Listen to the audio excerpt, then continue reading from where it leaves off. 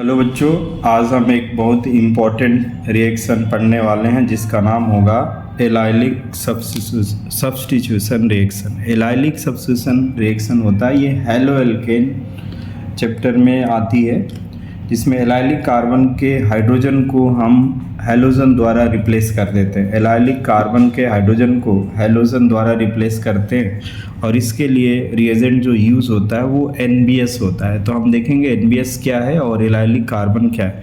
तो सबसे पहले बेटा हम देखेंगे एलाइलिक कार्बन क्या होता है। जस्ट लाइक दैट हमारे पास एक कोई कंपाउंड है जिसमें ये डबल बॉन्ड है। डबल बॉन्ड का नेक्स्ट कार्बन जो होता है, जो sp3 हाइब्रिडाइज होता है, इसको एलाइलिक कार्बन बोलते हैं। जैसे इसमें ये हो गया। दूसरा एग्जांपल हम ले सकते हैं, जैसे ये देखिए हमारे पास ये साइक्लोहेक्सीन है, एलाइलिक कार्बन ये होगा जिसमें sp3 हाइब्रिडाइजेशन है और ये भी sp3 हाइब्रिडाइज्ड है, ये भी एलाइलिक कार्बन होगा। यानी डबल बॉन्ड के नेक्स्ट बाद, जैसे मान लो हम एक बेंजीन रिंग लेते हैं और बेंजीन के जस्ट बाद एक ब्रांच लगा देते हैं, तो जस्ट बाद वाला कार्बन एलाइलिक कार्बन कहलाएगा। इसमें sp3 हाइब्रिडाइजेशन होता है। सिंपल सी बात है, एलाइलिक कार्बन का मतलब होता है sp3 हाइब्रिडाइज डबल बॉन्ड के नेक्स्ट कार्बन। अब रही बात NBS की, तो NBS एलाइलिक हाइड्रोजन को रिप्लेसमेंट करने में हेल्प करता है। और NBS क्या होता है? NBS एक रिएजेंट है जिसका नाम होता है N-ब्रोमोसक्सिनामाइड। क्या नाम होता है बेटा? N-ब्रोमोसक्सिनामाइड, सक्सिनामाइड ये होता है N-ब्रोमोसक्सिनामाइड। अगर इसका स्ट्रक्चर बनाते हैं अगर बेटा, तो ये सक्सनिक एसिड का डेरिवेटिव है। सक्सनिक एसिड को सबसे पहले अमाइड में कन्वर्ट करते हैं, उसे हीट करते हैं तो सक्सिनामाइड बनता है और हाइड्रोजन को Br से रिप्लेसमेंट कर देते हैं तो ये बनता है N-ब्रोमोसक्सिनामाइड। और एलाइलिक सब्स्टिट्यूशन में N-ब्रोमोसक्सिनामाइड का काम क्या होता है? तो N-ब्रोमोसक्सिनामाइड जो होता है बेटा, ये HBr से कैटेलाइज होता है और कंटिन्यूअस ब्रोमीन का प्रोडक्शन करता रहता है।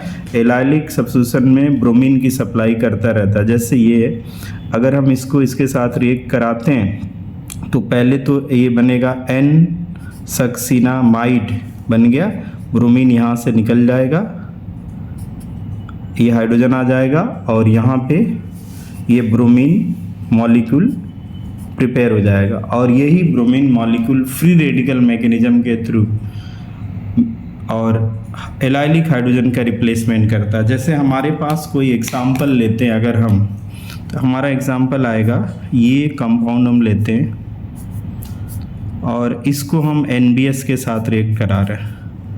NBS और अल्ट्रावायलेट दे देते हैं, अल्ट्रावायलेट लाइट, या हम यहाँ पे क्या रख सकते हैं, H2O2 परऑक्साइड दे देते हैं और ब्रोमीन से HBr से हम कैटेलाइज करते हैं। तो जो हमारा फाइनल प्रोडक्ट बनता है, ये बनता है ब्रोमीन एलाइलिक कार्बन पे लग जाता है। अगर हम इसको कंटिन्यू दोबारा रिएक्शन जारी रखते हैं तो हमारे दोनों एलाइलिक कार्बन पे Br अटैच हो जाता है। जब हम एक्सेस Br रखते हैं तो हम देखेंगे बेटा इसमें मैकेनिज्म NBS कैसे काम करता है, फ्री रेडिकल मैकेनिज्म कैसे देता है। तो नेक्स्ट पार्ट में हम देखेंगे कि ये मैकेनिज्म कैसे दे रहा।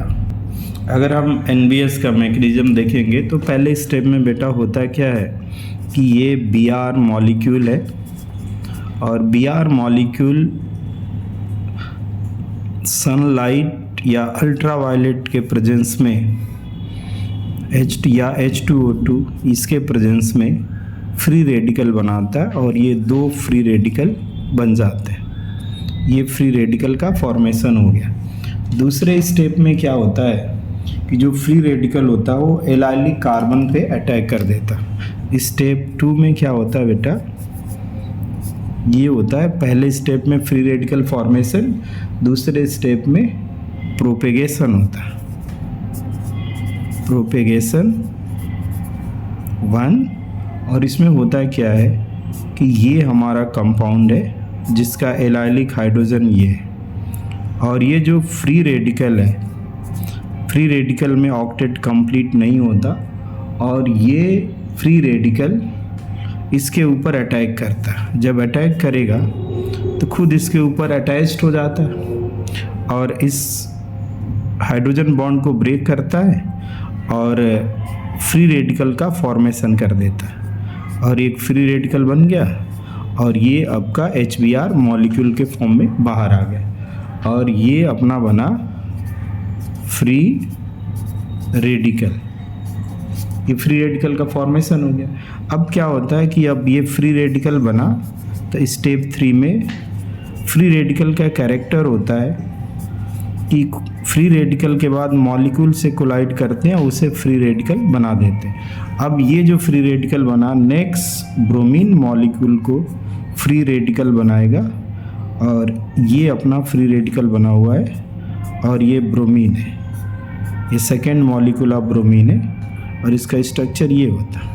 जब ये फ्री रेडिकल इस पर कोलाइड करेगा तो इसको फ्री रेडिकल बनाएगा, दोनों इलेक्ट्रॉन को ऐसे डिस्ट्रीब्यूट कर देगा।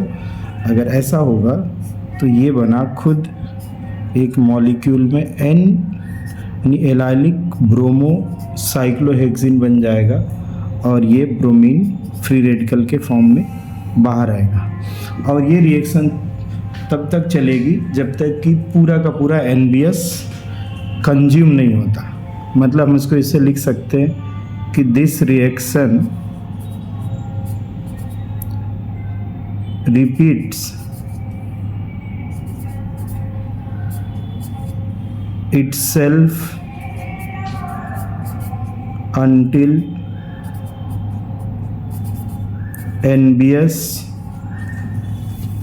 is consumed। ये NBS के कंज्यूम्ड होने तक ये रिएक्शन चलती रहेगी और एलाइलिक सब्स्टिट्यूशन हो जाता है।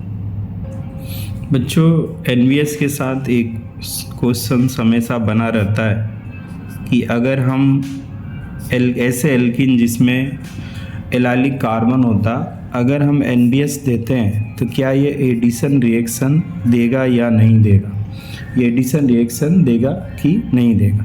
तो बेटा ये एडिशन रिएक्शन देता है बट इसकी यील्ड बहुत ही पुअर होती है, इस वजह से हम इसकी एडिशन रिएक्शन नहीं पढ़ते। जैसे हम NBS की बात करेंगे तो ये एडिशन से ज़्यादा सब्स्टिट्यूशन रिएक्शन देता है। एक तो ये हो गया।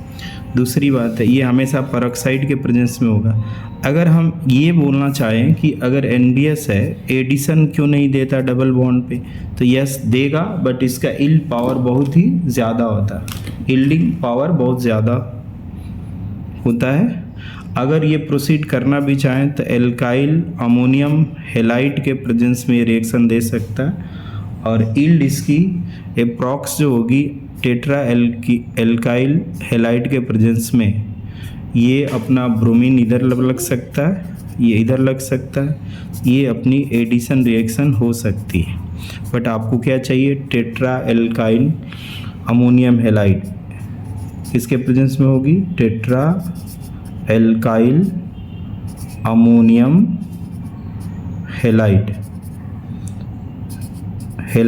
के प्रेजेंस में एडिशन रिएक्शन हो सकती, वो भी इसका यील्ड जो होगी 75%। यील्ड का मतलब होता है इफ़िशियंसी 75% होगी और H2O2 के प्रेजेंस में होगा तो एलाइलिक सब्स्टिट्यूशन 95% होता है। मतलब ये हम बोल सकते हैं बेटा कि NBS एडिशन रिएक्शन देगा बट ये टेट्रा एल्काइल अमोनियम हेलाइड के प्रेजेंस में देगा, अदरवाइज एलाइलिक सब्स्टिट्यूशन देगा। एक तो ये बात रही। दूसरी बात ये है कि क्या NBS इसके अलावा भी कोई रिएक्शन दे सकता है। तो अगर NBS की बात करें तो कुछ केसेस में ऑक्सीडाइजिंग एजेंट की तरह काम करता है। जैसे हमारे पास ये अल्कोहल है, अगर अल्कोहल के साथ NBS रखते हैं और सनलाइट नहीं होती है, अब्सेंस ऑफ लाइट के प्रेजेंस में ये ऑक्सीडाइजिंग बिहेवियर शो करता है और अल्कोहल को एल्डिहाइड में कन्वर्ट कर देता है और ये HBr और खुद इटसेल्फ बाहर चला जाता है सक्सिनामाइड के फॉर्म में। ये अपना सक्सिनामाइड बाहर निकल जाता है। सेम ऐसे ही अगर हम सेकेंडरी अल्कोहल की बात करें, सेकेंडरी अल्कोहल के साथ अगर हम NBS का ऑब्सेंस ऑफ लाइट में रिएक्शन कराते हैं तो सेकेंडरी अल्कोहल को ये कीटोन में बदल देता है और HBr बाहर और खुद N ब्रोमोसक्सिनामाइड की जगह सक्सिनामाइड में कन्वर्ट हो जाता है और ये रिएक्शन हमेशा ऑब्सेंस ऑफ सनलाइट में होती है। अब हम देखेंगे बेटा कुछ एग्जाम्पल जो NBS के साथ होते हैं जो एलाइलिक सब्स्टिट्यूशन देते हैं। हेलो बच्चों, हमारे पास कुछ एलाइलिक सब्स्टिट्यूशन के एग्जाम्पल हैं। जैसे हम देखेंगे, ये हमारे पास पहला एग्जाम्पल है साइक्लोहेक्सीन और NBS के साथ रिएक्शन कराते हैं परऑक्साइड या अल्ट्रावायलेट के प्रेजेंस में, तो ये एलाइलिक सब्स्टिट्यूशन देगा और इसके एलाइलिक कार्बन पे जो हाइड्रोजन है वो ब्रोमीन से रिप्लेस होगा। और अगर हम NBS के कंसंट्रेशन को कंटिन्यू रखते हैं और प्रोवाइड करते रहते हैं तो ये हमारे पास जितने एलाइलिक हाइड्रोजन होंगे वो रिप्लेस हो जाएंगे। एक तो यहाँ रिप्लेस हो चुका और दूसरा यहाँ पे रिप्लेस होगा।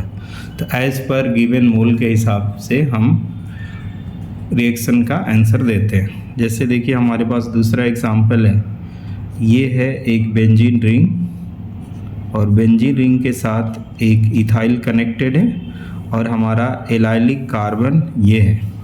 अगर इसको हम NBS प्रोवाइड करते हैं और अल्ट्रावायलेट देते हैं तो ये एलाइलिक कार्बन के हाइड्रोजन का रिप्लेसमेंट कर देगा, बाकी कंपाउंड से कोई लेना देना इसका नहीं रहेगा। ये हो गया। हमारे पास तीसरा एग्जाम्पल है। सबसे पहले हमारे पास कोई भी कंपाउंड आता है जिसमें NBS के साथ रिएक्शन दिखाई जाती है तो हम सबसे पहले क्या करते हैं, एलाइलिक कार्बन को फाइंड आउट करते हैं। जैसे ये है NBS, यहाँ पे HBr लिखा हो सकता है, अल्ट्रावायलेट हो लिखा हो सकता है, तो हम समझ जाते हैं हमारे पास एलाइलिक कार्बन ये है और एलाइलिक कार्बन ये। अगर 1 मोल रहेगा तो हम सीधा सीधा एक हाइड्रोजन को रिप्लेस करेंगे, जितने मोल NBS दिया रहेगा उसके अकॉर्डिंग हम प्रोडक्ट बनाएंगे। तो हमारा 1 मोल NBS है तो ये प्रोडक्ट बन जाएगा। अगर हमारे पास NBS फर्दर कहता है तो हम आगे बना सकते हैं। जैसे देखिए ये है NBS और हम फर्दर रिएक्शन की बात करते हैं तो हमारे पास एक एलाइलिक कार्बन बचा हुआ है। हम उस फर्दर एलाइलिक कार्बन को Br से रिप्लेस कर देंगे, यानी कि एलाइलिक कार्बन के हाइड्रोजन को। हमेशा ध्यान यही रखना है, ठीक है। अब हमारे पास चौथा एग्जाम्पल है। जैसे ये इधर बेंजीन रिंग है बेटा और यहाँ पे ये साइक्लोहेक्सेन, ये खाली रिंग है और इधर ये मेथाइल सब्स्टिट्यूटेड है। और हमें ये देखना है कि अगर हमारे पास ये मिथाइल लगा हुआ है, पहले से मिथाइल लगा हुआ, तो हम फ्री रेडिकल मैकेनिज्म देंगे तो हमारे पास 2 चॉइस होती है। जैसे ये है NBS और ये हो गया HBr और अल्ट्रावायलेट यहाँ हमको दे रखा है। तो हमें पता है कि ये एलाइलिक सब्स्टिट्यूशन होगा और यहाँ पे भी ये एलाइलिक हाइड्रोजन है और यहाँ पे मिथाइल है और एक एलाइलिक हाइड्रोजन है। अगर हमें 1 मोल देगा तो हमारी प्रायोरिटी है कि ये जो मैकेनिज्म देता है फ्री रेडिकल सब्स्टिट्यूशन रिएक्शन देता है। अगर हम यहाँ की बात करेंगे तो ये सेकेंडरी फ्री रेडिकल बनेंगे और यहाँ की बात करेंगे बेटा तो ये टर्सरी फ्री रेडिकल बनेगा। तो पहले हम टर्सरी फ्री रेडिकल से ब्रोमिनेशन कर देंगे अगर हमारे पास दिया रहेगा तो। हम 5th एग्जाम्पल ले रहे हैं बेटा, ये अपना 5th एग्जाम्पल है और 5th एग्जाम्पल में हम लिखेंगे ये अपना बेंजीन रिंग है और इसके साथ ये साइक्लोहेक्सेन कनेक्टेड है और ऊपर दोनों एलाइलिक कार्बन के जगह पे मिथाइल लगा हुआ है और ये 2 एलाइलिक हाइड्रोजन है। हमारे पास एलाइलिक कार्बन तो 2 हैं बट एलाइलिक हाइड्रोजन सिर्फ एक कार्बन पे, तो हमारी चॉइस क्या बचती है कि जो एलाइलिक हाइड्रोजन है उनका रिप्लेसमेंट कराएं। यहाँ पे हम रिप्लेसमेंट कराएंगे तो एक Br हम यहाँ पे रिप्लेसमेंट कर देंगे और ये एज इट इज़ मेंटेन रहेगा। ये हमारा एलाइलिक सब्स्टिट्यूशन हो गया। हमारे पास 6 एग्जाम्पल है। ये है अपना बेंजीन रिंग, और इधर अपना ये लगा हुआ मिथाइल, और इधर है अपना आइसोप्रोपाइल। अगर हमको NBS यहाँ लिखा हुआ है और 1 मोल ही लिखा हुआ है, अगर ये 1 मोल लिखा हुआ बेटा, तो हम क्या करेंगे कि हमें चॉइस लेनी है कि हम सबसे पहले किस एलाइलिक हाइड्रोजन को रिप्लेसमेंट करें।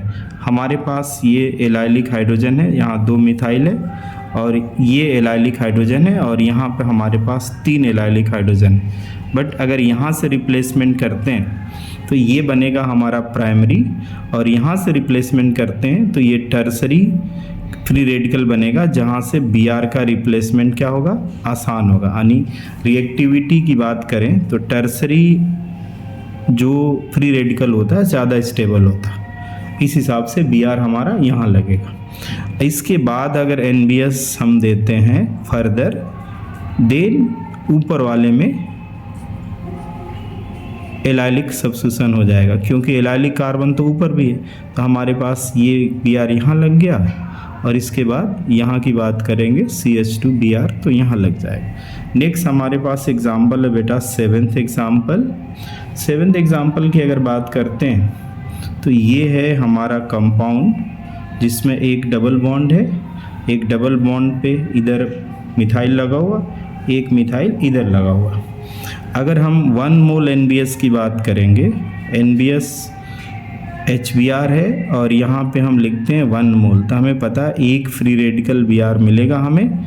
और यहाँ पे अगर बात करते हैं तो एलाइलिक हाइड्रोजन हमारा ये है, और यहाँ की अगर बात करते हैं तो एलाइलिक हाइड्रोजन हमारे ये हैं। तो ये अपना बनाएगा, इधर अगर हम बात करते हैं तो ये प्राइमरी, और इधर की बात करते हैं सेकेंडरी फ्री रेडिकल बनेगा। तो हमें होता है कि जो स्टेबल कार्बोकेटाइन फ्री रेडिकल बनता है वहाँ पे हम ब्रोमिनेशन पहले करते हैं, तो हमारा Br इस पॉइंट पे लग जाएगा, इसका रिप्लेसमेंट देगा, और ये ऐसे बचा रहेगा। ये हो गया। हमारे पास एक और एग्जाम्पल है 8 नंबर का, और ये है साइक्लोहेक्सीन है, जिसमें 2 डबल बॉन्ड है और ये लगा हुआ है। NBS हम देंगे तो NBS में हमारे पास यहाँ भी 2 चॉइस है, एलाइलिक कार्बन ये है और दूसरा एलाइलिक कार्बन ये है, बट और यहाँ पे जो हाइड्रोजन रिप्लेसमेंट करेगा तो ये बनाएगा टर्सरी फ्री रेडिकल जो ज़्यादा स्टेबल होगा, इसलिए हम सबसे पहले Br का रिप्लेसमेंट यानी हाइड्रोजन का रिप्लेसमेंट Br से यहाँ करेंगे। ठीक है। हमारे पास बेटा 9th एग्जाम्पल दिया हुआ है। ये एक बेंजीन रिंग है, इससे कनेक्टेड एक ये साइक्लोहेक्सेन है और इससे कनेक्टेड ये एक रिंग है। हम ये देखना है कि अगर हमें NBS दिया है और एलाइलिक सब्स्टिट्यूशन की बात कर रहा है HBr है और अल्ट्रावायलेट, यहाँ पे हीट या अल्ट्रावायलेट लिखा हुआ है, तो NBS सब्स्टिट्यूशन हम कहाँ कराएंगे। हमें पता है एलाइलिक कार्बन की बात करें तो ये भी है जहाँ पे 2 हाइड्रोजन है। अगर यहाँ की बात करें तो एलाइलिक हाइड्रोजन ये भी हैं और एक एलाइलिक हाइड्रोजन यहाँ पे। हमारे पास 3 चॉइस है, एलाइलिक हाइड्रोजन की 3 चॉइस है और 3 में से हमें कहाँ पे सब्स्टिट्यूशन करना बेटा, ये होगा अपना